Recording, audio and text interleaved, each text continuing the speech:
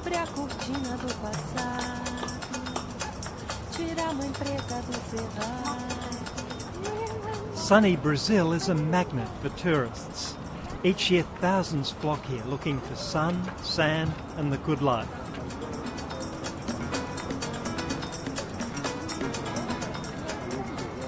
But I've come looking for Brazil's other gift to the world. Welcome to Semco. It mightn't look like it, but this is one of the world's most radical workplaces. And the difference begins at reception. In fact, Semco has 2 receptionists. Nothing unusual about that, except that the company itself doesn't know which one will be there to greet you. But we are not sure which one will be there in the morning or in the afternoon, because they talk to each other and they set their own schedule. Almost every one of Semco's 3,000 employees sets their own schedule. Edwin is the CEO of this business unit. It seems the CEO doesn't have an office and is leaving early. He's not the only one. There's no reason why they shouldn't. IT worker João Neto gives himself every Monday off. He didn't ask for permission. Basically three reasons very hard why for his supervisor to check up on him. We can do it. Like these employees, he keeps changing workstations. The idea is that you shouldn't use the same position. Should not use 2 days in a row. It's a rule designed to make employees hard to track. We can even work here, because if you have one area where you have all the fixed desks, the supervisor may be there and see 8 o'clock who's not here. Right. But he's not supposed to do that, right? Yes. So the company is providing means to avoid that.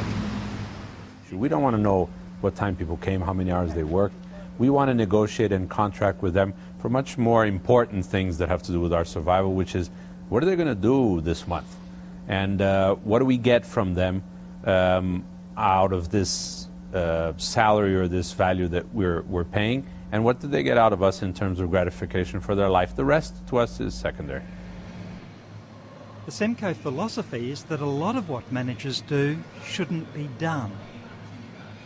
Oh, absolutely. I would say that maybe 30% of people's time is spent trying to understand why people make more than they do, how come people came late, why weren't you at the meeting, can you do this by Wednesday at 6 o'clock? And it's all very silly. And there's an enormous waste. And of course, at a certain point in time, people just are dumbed down and they say, you know, this is just too much work. What do you want me to do? I'll just do my 9 to 5 thing.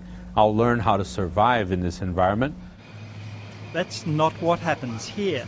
It seems that knocking off early isn't a problem if the work's been done. Normally this machine shop turns out parts for merchant ships, but the workers here supervise themselves. They'd gone home for the afternoon when we turned up. Well, they are grown up. They are producing what is required. So when you open up that door, you don't necessarily know whether the factory is going to be working or not. Not necessarily. Then again, some of the workers might be back on Sunday if they need to be.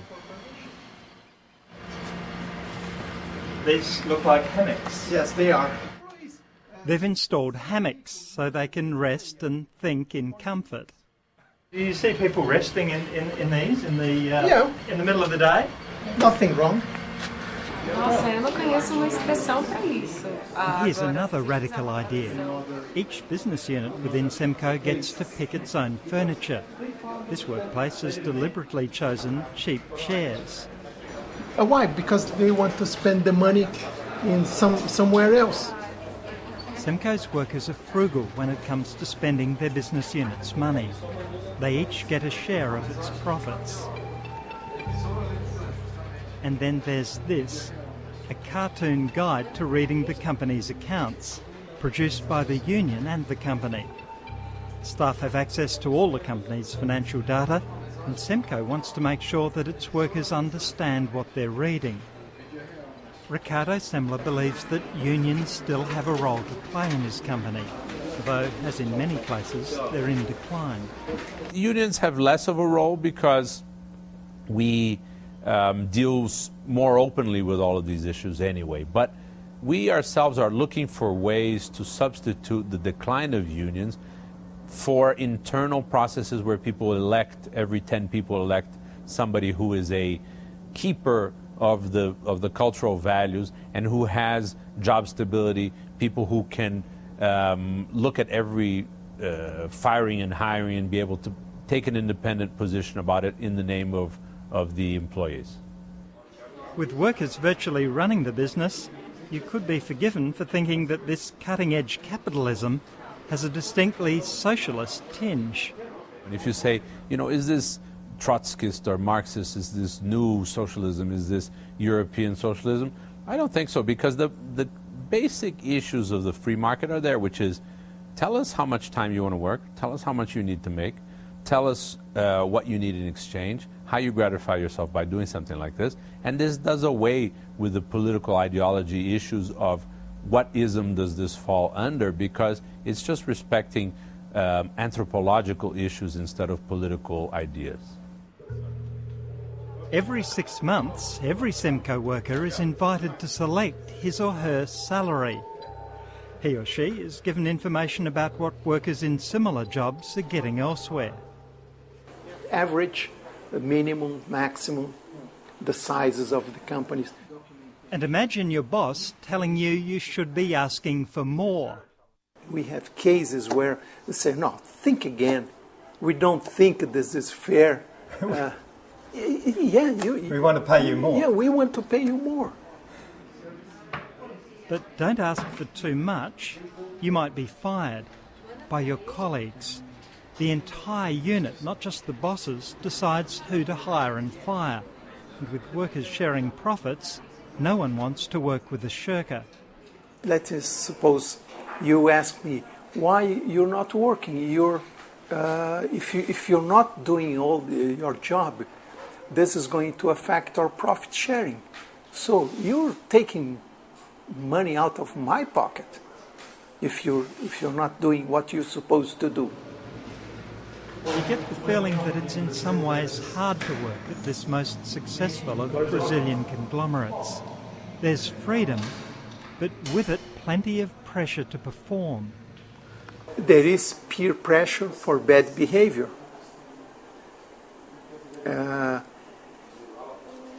If you're here just to collect things for yourself, to live on some other from other people's efforts, you're not wanted here.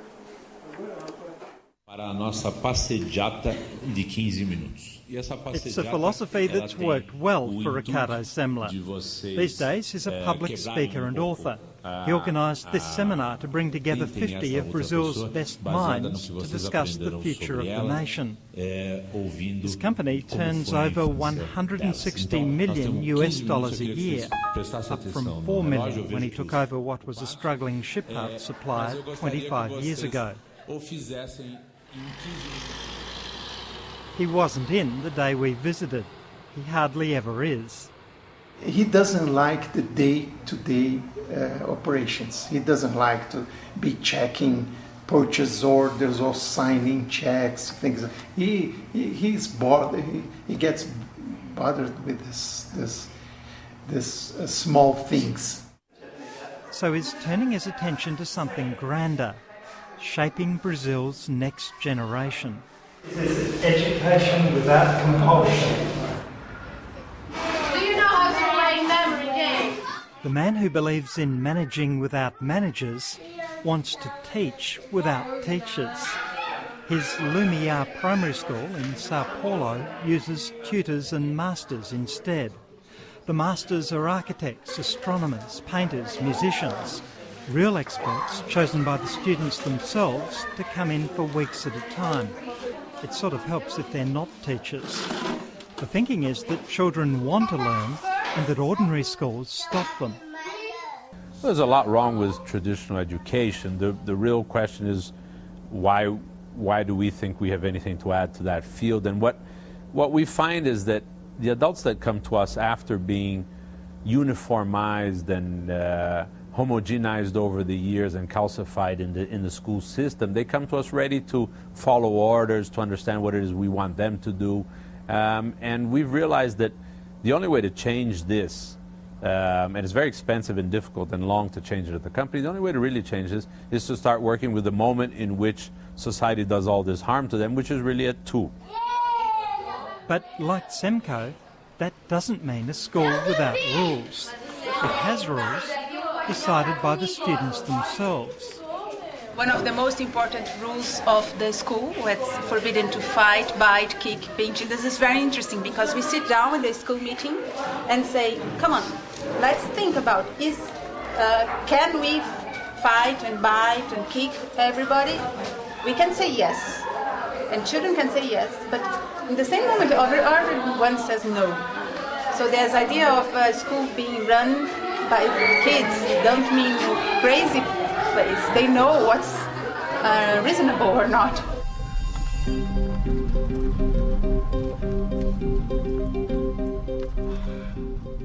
Three hours down the road, the 46-year-old Semler is preparing to enjoy some of the spoils from his radical initiatives. He's building a multi-million-dollar family weekender. But even here, in the Mantiqueira Mountains, he's applying his philosophy to a new venture.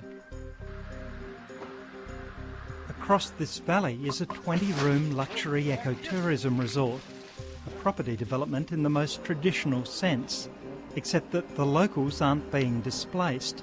They're being given jobs, shares, and a say in how it develops. How many of these people working here would be locals? 100. Marcos Aurelio is a local who now finds himself the project's head gardener. It's a responsibility he never envisioned coming his way.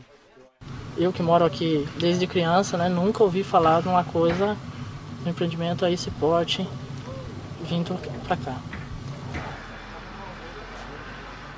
I think people are a bit perplexed at the whole thing.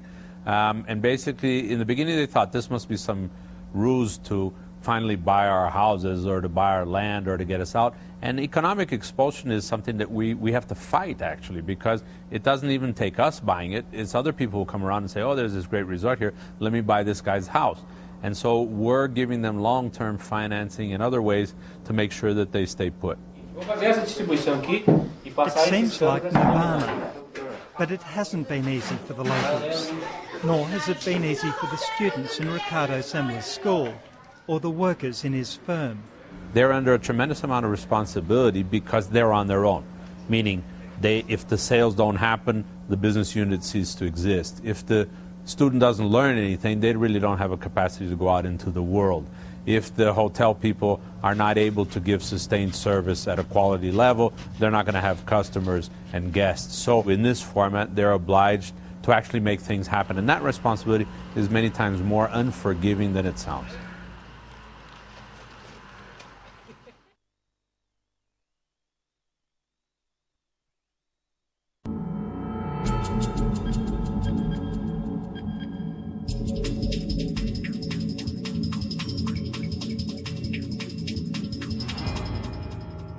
Deliberate share.